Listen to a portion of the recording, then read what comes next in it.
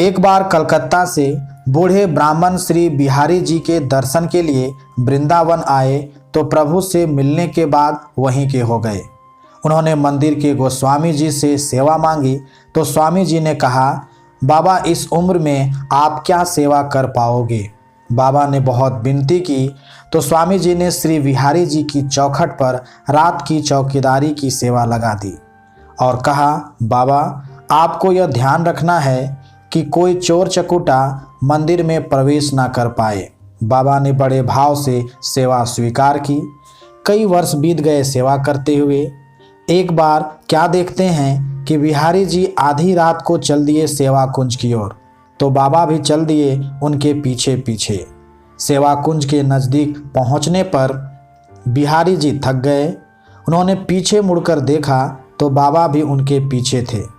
उन्होंने बाबा से कहा कि मैं बहुत थक गया हूँ, आप मुझे सेवा कुंज तक तो पहुँचा दो।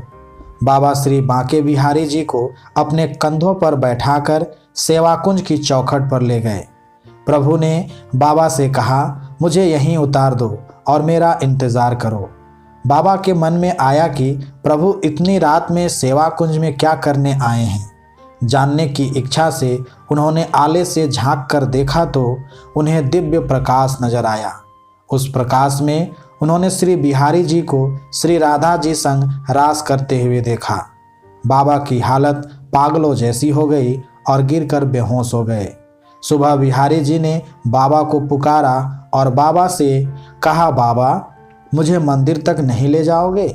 बाबा ने बिहारी जी को सुबह 4 बजे मंदिर में पहुंचाया और गोस्वामी जी से सारा वृतांत कहा। गोस्वामी जी मंगला आरती के लिए बिहारी जी को उठाने लगे तो बाबा ने उनके पांव पकड़ लिए और कहने लगे, मेरे गोविंद अभी तो सोए हैं।